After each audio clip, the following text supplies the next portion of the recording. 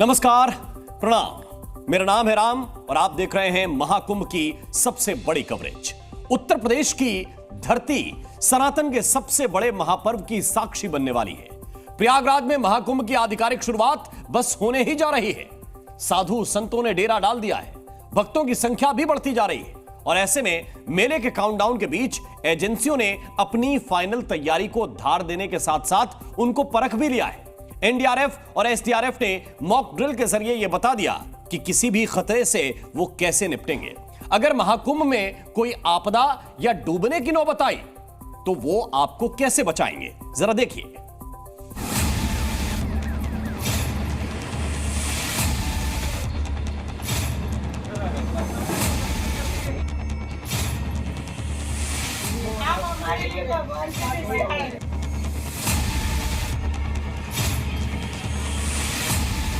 NDRF जैसी एजेंसियां आप सबकी सेवा के लिए यहाँ पर उपस्थित हैं और तत्पर हैं।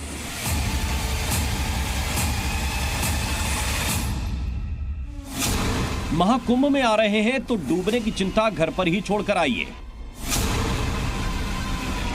संगम में डुबकी लगाएंगे तो आपकी जान की फिक्र आप नहीं कोई और कर रहा है।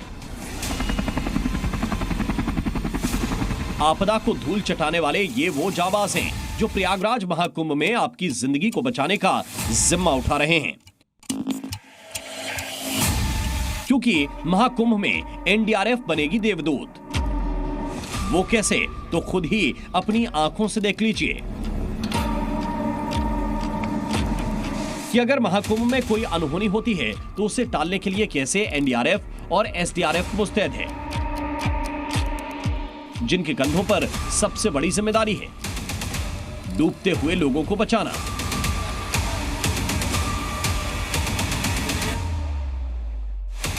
नाव डूबने पर रेस्क्यू करना।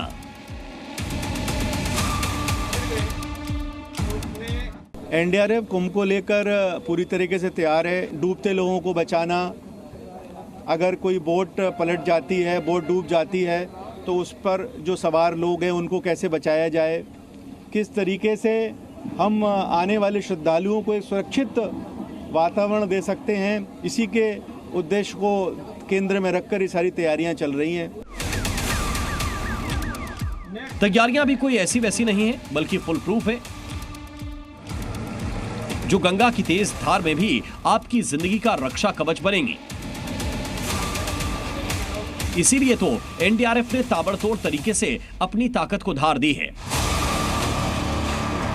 जब महाकुंभ शुरू होने में चंद घंटे बचे हैं, तब एनडीआरएफ और एसडीआरएफ के जाबाजों ने दिखाया कि कैसे वो श्रद्धालुओं की जान बचाएंगे। प्रयागराज में संगम स्नान करने के लिए आए तमाम श्रद्धालुओं की सुरक्षा के लिए एनडीआरएफ तत्पर रहती है और आपको बता दें कि 20 कंपनियां एनडीआरएफ की इस वक्त इस पूरे क्षेत्र में मौजूद हैं। अरैल से लेकर फाफामऊ तक 20 कंपनियां मौजूद हैं और जिनके लगभग 1000 जवान हैं जो लगातार पानी में किसी भी हादसे को रोकने के लिए तत्पर हैं। सबसे एलीट फोर्स है, सबसे एलीट ट्रेन फोर्स है एनडीआरएफ और इसके जवान किस तरह से आप देख सकते हैं कि पानी में लगातार पेट्रोलिंग भी कर रहे हैं। ये तमाम तस्वीरें बता रही हैं कि एनडीआरएफ किस तरह से यहाँ पर तत्पर दिखाई पड़ रही है। एनडीआरएफ और एसडीआरएफ की टीमें न सिर्फ लोगों को बचाने के लिए तैयार हैं, बल्कि महाकुंभ की सुरक्षा में सेंध लगाने वालों के लिए भी खतरे की घंटी हैं, जो बाकी एजेंसियों की मदद के लिए भी तत्पर हैं। यानी अपना काम बखूबी करेंगे और दूसरों की मदद भी करेंगे। इसके लिए राष्ट्रीय आपदा प्रतिक्रिया बल के कई अस्त्र हैं जो लोगों की जान बचाने के काम आएंगे। जैसे अंडर वाटर ड्रोन से मॉनिटरिंग की जाएगी, सोनार सिस्टम के जरिए खतरों का पता लगाया जाएगा, लाइफ सेविंग जैकेट के जरिए लोगों की जान बचाई जाएगी, डाइविंग किट के साथ एनडीआरएफ के जवान नदी में गोता लगाएंगे, ऑक्सीजन सिलेंडर के साथ गहराई में जाकर खोजबीन में मदद मिलेगी, अंडर वाटर कैमरे से पानी के भीतर की तस्वीरें और हलचल देख सकेंगे। हमारे पास कुछ विशेष उपकरण हैं, उसके पास हमारे पास विशेष गोताखोर हैं, कुशल तैराक हैं, हमारे पास स्पीड बोट हैं और ये सिर्फ दिन में नहीं, रात में भी इस चुनौती से कैसे निपटा जाए उसके लिए भी हम तैयार हैं। उसके लिए हमारे पास अंडर वाटर टॉर्च है जो कि अंधेरे में पानी के नीचे किस तरीके से हमारे जो गोताखोर हैं जाकर देखेंगे। इन हाईटेक इंतजाम के साथ कैसे एनडीआरएफ की टीम काम करेगी उसका ट्रेलर देख लीजिए। जब एनडीआरएफ की टीम ने गंगा नदी में डूब रहे 9 लोगों को रेस्क्यू किया था, एनडीआरएफ उन लोगों के लिए तब भगवान बनकर आई जब वो डूब रहे थे और परिवार के लोग मदद के लिए आवाज लगा रहे थे। जब उन्हें बचा लिया गया तो देखिए रिएक्शन कैसे थे। हो ही गई। अब हमारे लिए भगवान के है ना, भगवान तो बहुत बड़ी चीज है। महाराष्ट्र में एक ही परिवार के सभी 9 लोग गंगा स्नान के लिए आए थे, लेकिन जब एनडीआरएफ ने इन्हें नया जीवन दिया तो कैसे उनके चेहरे खिल उठे, क्योंकि एनडीआरएफ की टीम ने उन्हें बचा लिया। अरेल घाट और संगम जो नोज एरिया है उसके बीच में एक बोट जिसमें लगभग 9 से 10 लोग सवार थे, देखा कि वो बोट चलते चलते रुक गई है और अचानक बहने लगी है और बड़ा अनकंट्रोल्ड हो गई है। तो उधर से उन्होंने बचाओ का जैसी आवाज़ लगाया तो तुरंत वहाँ पर जो हमारे रेस्क्यूअर्स मौजूद थे उस नाव पर दो स्पीड बोट तुरंत डीप डाइवर और जो हमारे कुशल तैराक हैं रेस्क्यूअर्स उनके साथ में मौके पर पहुंचती है और उनको लाइव रेस्क्यू किया जाता है। ऐसे ही महाकुंभ में आने वाले श्रद्धालु की कीमती जान को बचाने का जिम्मा एनडीआरएफ और एसडीआरएफ की टीम ने उठाया है। कोई डूब रहा है तो कैसे बचाना है, नाव पलटती है तो कैसे रेस्क्यू होगा, 24 घंटे मॉनिटरिंग किस तरह करेंगे, आपदा के दौरान क्विक रिस्पांस कैसे करेंगे, श्रद्धालुओं के लिए कैसे सुरक्षित माहौल देंगे, घाटों के आसपास किस तरह तैनाती होगी, यानी रियल टाइम मॉनिटरिंग के साथ तुरंत मदद के लिए जलवीर तैयार हैं। महाकुंभ 2025 में प्रयागराज आने वाले एक एक श्रद्धालु की सुरक्षा के पुख्ता इंतजाम किए गए हैं, लेकिन अगर पानी में कोई हादसा होता है तो सबसे एलीट फोर्स एनडीआरएफ रहेगी, जिसकी मौजूदगी इस बात की गारंटी है कि पानी में कोई हादसा हो भी जाता है तो किसी शख्स की जान नहीं जाएगी, क्योंकि इसके तमाम जवान और अफसर तैनात हैं पानी में किसी भी हादसे को रोकने के लिए। महाकुंभ में 40 करोड़ से ज्यादा लोग आएंगे जो त्रिवेणी में डुबकी लगाएंगे। ऐसे में उनके साथ कोई अनहोनी ना हो, इसके लिए एनडीआरएफ और उसके साथी पूरी तरह मुस्तैद हैं, जो हर हालात से निपटने का माद्दा रखते हैं। शरद अवस्थी, जी मीडिया, प्रयागराज। महाकुंभ की सुरक्षा आसमान से की जा रही है, जमीन पर भी तैयारी कुछ कम नहीं है। आतंकियों की धमकी हो या खालिस्तानियों का खतरा, सभी की अक्ल ठिकाने लगाने का पूरा प्लान तैयार कर लिया गया है और इसके लिए सीएम योगी के आदेश पर एक ऐसा चक्रव्यूह बनाया गया है जो अपने आप में किसी किले से कम नहीं है। महाकुंभ में तैनात अलग अलग एजेंसियों और सुरक्षा बलों की मेला क्षेत्र में क्या जिम्मेदारी है वो इस रिपोर्ट में आप समझिए। यह रिपोर्ट इसलिए भी जरूरी है कि आपको यह पता होना चाहिए कि महाकुंभ में किसके जिम्मे क्या है।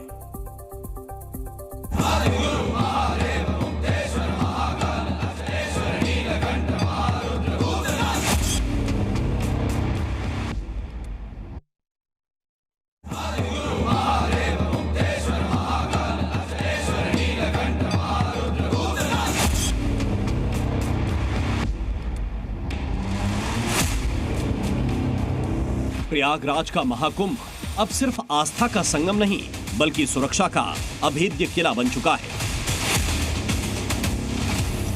महाकुंभ में सिक्योरिटी का ऐसा चक्रव्यूह बनाया गया है जिसे भेद पाना दुश्मनों के लिए नामुमकिन है। योगी सरकार ने महाकुंभ में श्रद्धालुओं की सुरक्षा और उनकी सकुशल घर वापसी का फुल प्रूफ प्लान तैयार कर लिया है।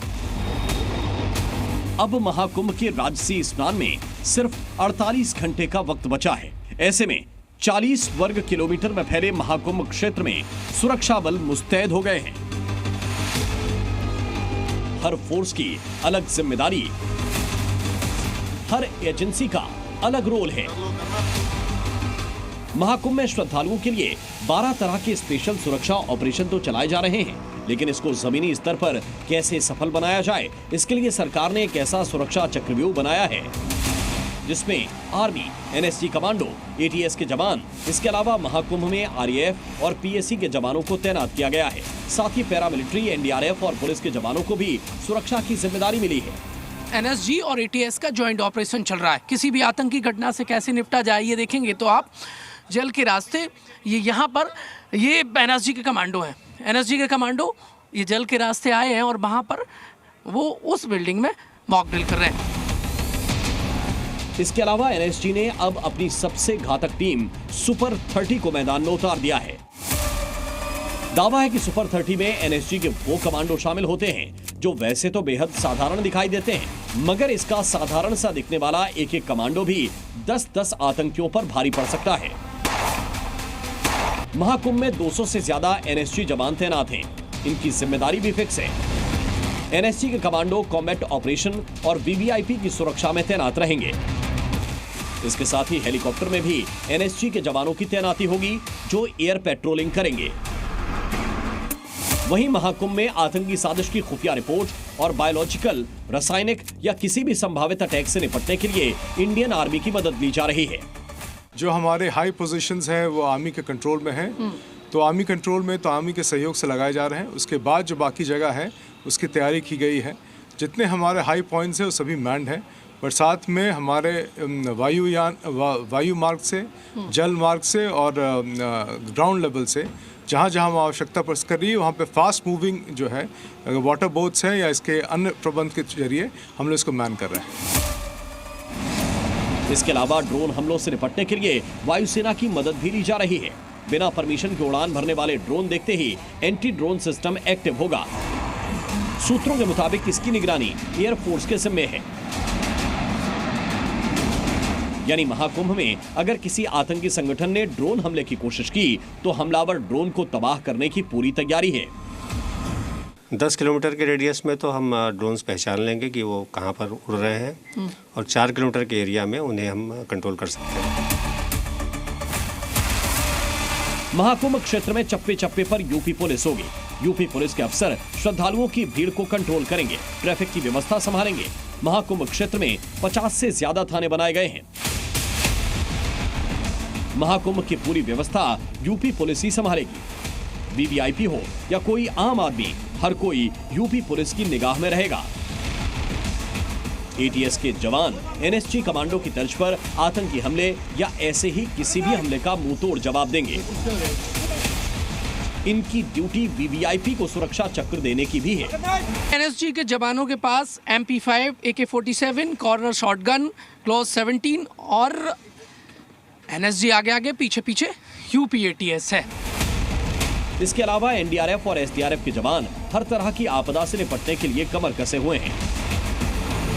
यानी महाकुंभ का मैदान सज चुका है। ज्यादातर अखाड़ों का प्रवेश हो चुका है। सुरक्षा व्यवस्था बिल्कुल दुरुस्त हो गई है। अब इंतजार है दिव्य और अद्भुत राजसी स्नान के साथ महाकुंभ के शानदार आगाज का। ब्यूरो रिपोर्ट, ज़ी मीडिया, महाकुंभ क्षेत्र।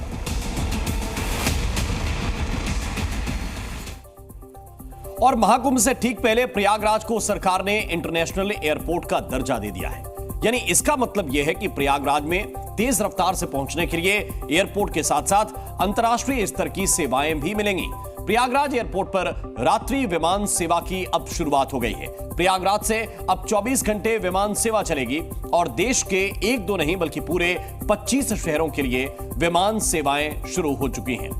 प्रयागराज एयरपोर्ट पर भक्तों, श्रद्धालुओं और यात्रियों के लिए नया टर्मिनल बनकर तैयार हो चुका है। इस एयरपोर्ट को इंटरनेशनल दर्जा देने की तैयारी भी हो चुकी है और महाकुंभ के दौरान यानी 45 दिनों के लिए इसे इंटरनेशनल एयरपोर्ट का दर्जा मिलेगा।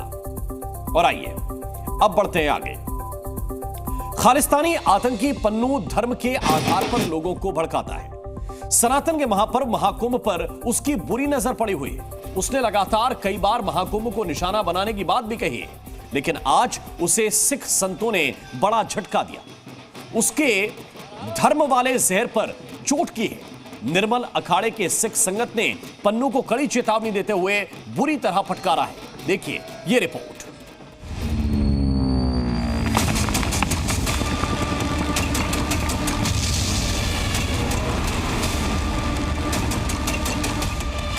बहुत लोग धमकी देते हैं, कुछ नहीं होता है, ये आस्था का रेला है, यहाँ सब कुछ ध्वस्त हो जाएगा, कोई कुछ नहीं होगा। किसी की कोशिश कामयाब नहीं होगी। धमकी देने से कुछ नहीं होता। हम तैयार हैं, कोई भी आ जाए यहाँ। सिख संगत तलवार उठा ले। बिल्कुल बिल्कुल। महाकुंभ 2025 में निर्मल अखाड़े का छावनी प्रवेश हो रहा है। गतका करती सिख संगत हाथों में तलवार लिए पंच प्यारे। ये तस्वीर देखकर महाकुंभ 2025 को निशाना बनाने का ऐलान कर चुका आतंकवादी पन्नू भी कांप उठेगा, क्योंकि इस सिख संगत ने ऐलान कर दिया कि खालिस्तानी आतंकी पन्नू और उसकी टेरर फोर्स अगर महाकुंभ 2025 का रुख करेगी तो उसका सामना सिख संतों से होगा। महाकुंभ 2025 में आतंकी खतरे से निपटने के लिए फोर्सेस पूरी तरह से तैयार हैं, लेकिन अब खालिस्तानी खतरे को नाकाम करने के लिए निर्मल अखाड़े की सिख संगत भी छावनी प्रवेश कर चुकी है। एक तरफ आतंकवादी पन्नू की धमकियां हैं और दूसरी तरफ निर्मल अखाड़े की सिख संगत जो आतंकियों को करारा जवाब देने के लिए पूरी तरह से तैयार दिख रही है। निर्मल अखाड़े के सिख संगत भी पन्नू के बयान से बेहद खफा हैं।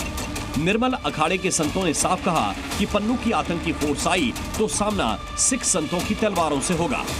किसी की कोशिश कामयाब नहीं होगी, धमकियां देने से कुछ नहीं होता, हम तैयार हैं, कोई भी आ जाए यहाँ। सिख संगत तलवार उठा लेगी? बिल्कुल बिल्कुल, हम ऐसे एक आदमी के पीछे थोड़ी ना, पूरा संसार प्रयागराज के साथ है। पूरा प्रयागराज जो है वो भव्य और दिव्य कुंभ कर रहा है और ऐसी धमकियों से हम नहीं डरते हैं।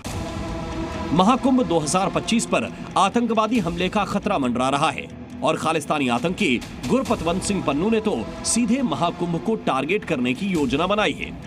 खालिस्तानी आतंकी पन्नू ने महाकुंभ पर हमले की 2 बार धमकी दी, स्नान पर्वों पर महाकुंभ को निशाना बनाने की बात कही, खालिस्तानी आतंकियों से प्रयागराज पहुंचने का आह्वान किया।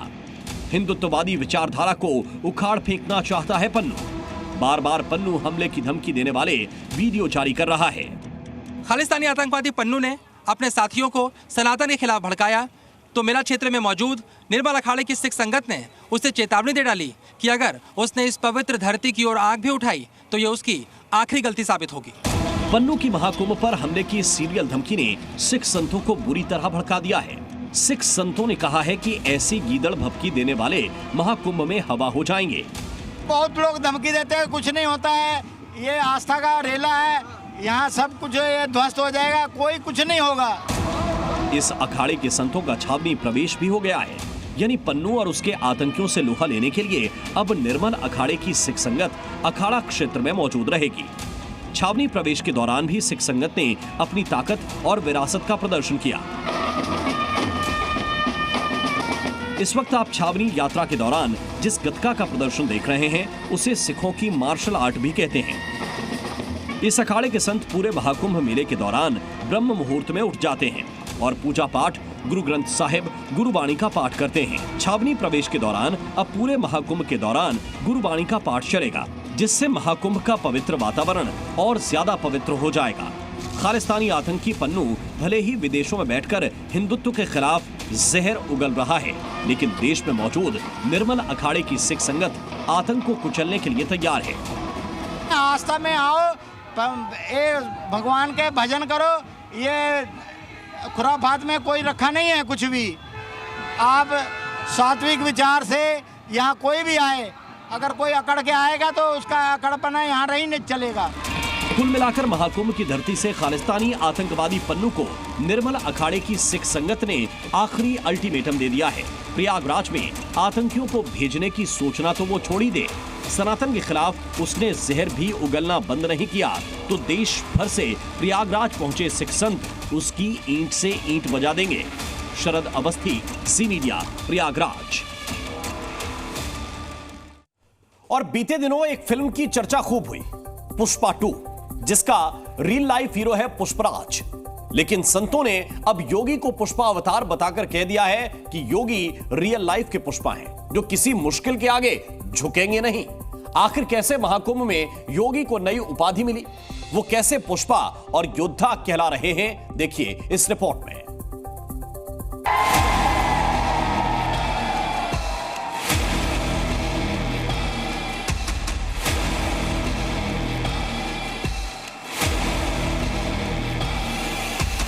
धर्म के लिए मजबूती के साथ जुटने वाला योद्धा के रूप में जाना जाता है। यूपी के मुख्यमंत्री जब योगी जी हुए तो हिंदुओं का स्वाभिमान जागा। वो बंदा ना झुका है ना झुक रहा है, तो ऐसे शेर। सभी जगह योगी जी का मांग किया जा रहा है, सभी जगह बुलडोजर बाबा के नाम से बुलाया जा रहा है।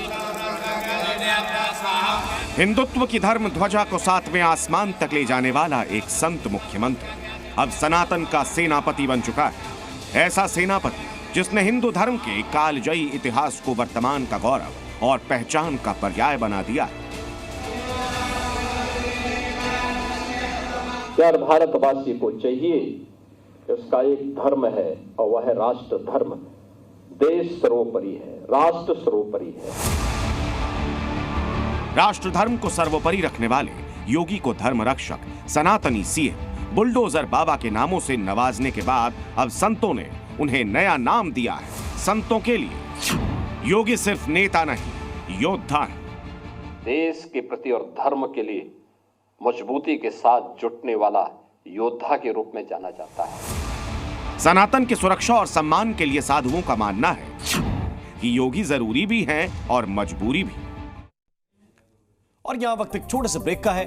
खबरें लगातार जारी हैं।